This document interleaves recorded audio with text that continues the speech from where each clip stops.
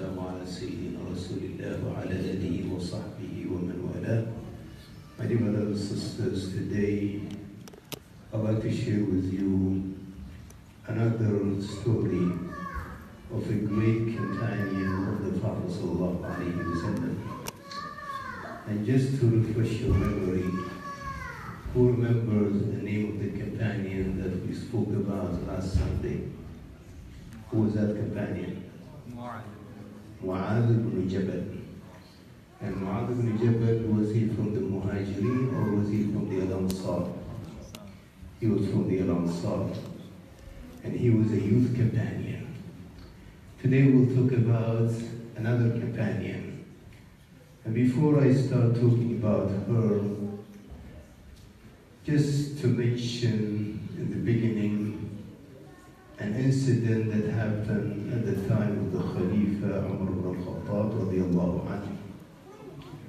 The Khalifa Umar was the second long-lasting Khalifa among the four rightly guided Khulafa. Abu Bakr ruled for 2 years, Umar 10 years, Uthman ibn Affan 12 years, and Ali ibn Abi Talib 4 years.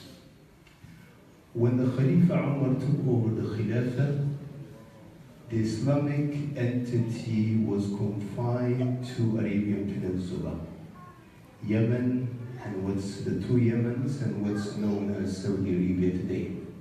That was the confine or the borders of the Islamic State at that time. By the end of the term of Umar ibn al-Khattab, the size or the domain of the Islamic State more than doubled. The whole area of Sham or Levant, which includes Jordan, includes Syria, Palestine, all of that came under the domain of Islam. Iraq came under the domain of Islam. Egypt came under the domain of Islam. Parts of North Africa, parts of Iran. So the largest expansion, or one of the largest expansion in history, happened during the time of the Khalifa Umar ibn al-Khattab radiyallahu anhu. So in his time as Khalifa, Umar was the most powerful man on earth. Yet, he was probably the most humble person.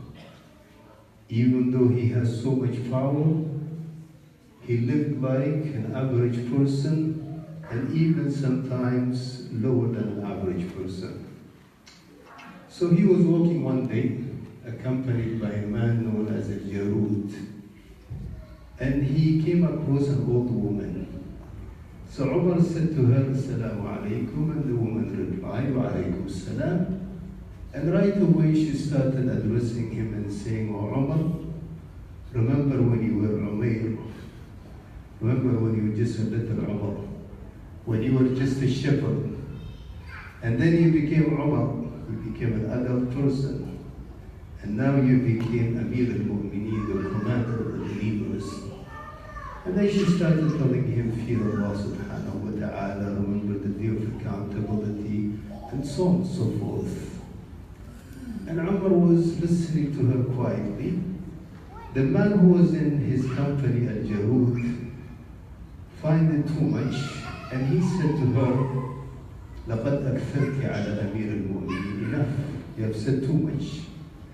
So Umar told him, let her speak. And if this woman was to speak from the beginning of the day until the end of the day, I would stand and listen to her and I wouldn't move an inch. Don't you know who this woman is? This woman is the woman whom Allah responded to her plea from the highest place above the seven heavens. Who there I am not to listen to her. This woman, my dear brothers and sisters, is known as Khawla bint Tha'laba. Khawla bint Tha'laba. She was from Al-Ansar. And Al-Ansar, as I mentioned last time, they were the people of Medina. And she was married to her cousin, a man known as Aws ibn Samit. So at that time in Arabia, there were many practices that were discriminatory to women. Many of them, there was Ila, there was Al-Wa'ad, there was Nikah al-Shigar, and there was what's known as Zihar. So what was al-Zihar? So al-Zihar, a husband might come and say to his wife, "You're like the back of my mother. Anti alayya ka dhahri ummi." Meaning that basically you're like my mother. And this was worse than divorce, because if he divorces her, he could remarry her, or there would be an arrangement where she could, return back. But if he declares zihar on her, basically it means that that's it, their relationship is broken forever. You are like my mother. So one time she says that she had an argument with her husband. By that time he was an old man.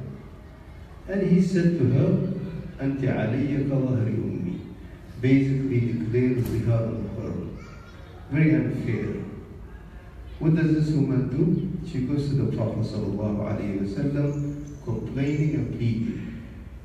And Aisha, who was listening from distance to their conversation, she said, "I can barely hear her talking to the Prophet and saying to the Prophet, 'O Prophet of Allah, when I was young, I gave him company and I gave him children. And after all these years, now he comes and declares this on me. This is not right, this is not fair.'" And the Prophet ﷺ did not have any revelation on this subject. He told her, "Well, if he said that, then that's it." And she kept pleading to the Prophet ﷺ. And Aisha said then, the Prophet went into the state of receiving revelation. The companions knew when the Prophet ﷺ was receiving revelation, his conditions changed. So she realized that he was receiving revelation. And after the end of revelation, he told Khawla, "O Khawla, Allah has given you the way out of this." So those are verses known that you find in Surah Al-Mujadala or Surah Al-Mujadila, the Surah of the contender. So Allah referred to her in the Quran as the contending woman. قَدْ سَمِعَ اللَّهُ قَوْلَ الَّتِي تُجَادِلُكَ فِي زَوْجِهَا وَتَشْتَكِي إِلَى اللَّهِ. That Allah have heard the plea of the woman who was contending with you and complaining about her husband. So then the verse declares zihar as being munkar and zura. وَإِنَّهُمْ لَيَقُولُونَ مُنْكَرًا مِنَ الْقَوْلِ وَزُورًا. Described zihar as being evil, as being wrong, and as being false. The Quran declared that their wives are not their mothers. And then the following verses give a prescription on how to handle these situations. So the Prophet ﷺ, based on the revelation of those verses, told her, "Khawla, before you go back to your husband, he has to buy a slave and set a slave free as a compensation or as an expiation." So Khawla said, "Ya Rasulullah, he is a poor man. He cannot afford it. He doesn't have money to buy a slave and set a slave free." Then he said, then the second option is for him to fast 60 days. She said, "O Prophet of Allah, is an old man. He cannot fast 60 days." Then he told her if he cannot fast 60 days, then let him feed 60 poor people. She said, "O Prophet of Allah, he cannot afford that. He's an old man, he's a poor man, he's destitute." Then the Prophet ﷺ said, "Then we will help him." And he said, "I will give him this much food." And she said also, "I will help." And then that food was given to feed the needy. So Ayatul Zihar or the first verses of Surah Al-Mujadala were revealed after this woman came complaining and pleading to the Prophet ﷺ. And she was referenced in the Quran. And this is something of a great honor for this lady. And this is what Umar ibn al-Khattab was referring to when he said, how dare I not listen to a woman whom Allah listened to her plea? And accordingly, al-zihar was abolished. And this woman continued to serve the cause of Islam and remain as part of the Medinan society, regarded with respect and high regard. So the question we need to ask when we read this story, why did Khawla question this, and why not other women question this? Perhaps this could be because Islam gave them a new identity, a new self-esteem. Umar ibn al-Khattab said to Abdullah ibn Abbas, as narrated in Bukhari, he said, مَا كُنَّا نَعُدُّ النِّسَاءَ فِي الْجَاهِلِيَّةِ شَيْئًا. At the time of Jahiliyyah, before Islam, we would not count women of anything of value. Until they will remember Allah mentioned in the Quran, that's when we realize that we have certain rights, certain duties towards them. Islam gave them a new self-esteem, a new identity.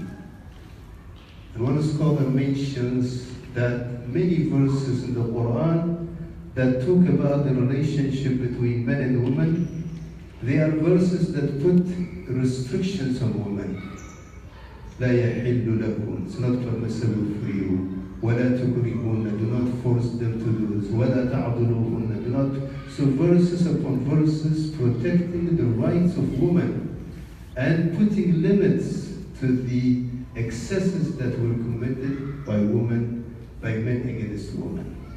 So this new self-esteem gave these women companions of the Prophet a new self-esteem and self-confidence that they started questioning Jahili practices and Jahili norms. And she was not unique. Just to give another example, one of the well-known women companions of the Prophet is Asma bint Umays. Asma bint Umays was married to Ja'far ibn Abi Talib, and she was among the migrants who migrated to Abyssinia. Later, when they came back from Abyssinia, she went to visit Hafsa. Hafsa was the daughter of Umar ibn Khattab. She was the wife of the Prophet. So Umar came to visit his daughter Hafsa, and he saw this woman, Asma, was her. And he asked, who's this woman? Then his daughter told him, well, she's Asma. So he said, oh, Asma the Abyssinian, meaning that Asma, the lady who migrated to Abyssinia. And Umar said, we are more favored, or we have greater reward because we were in the company of the Prophet ﷺ. Asma bint Umays was not an easy woman.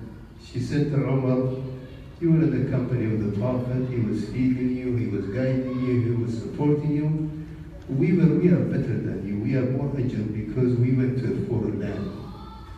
And she went to the Prophet ﷺ and she related this conversation to him.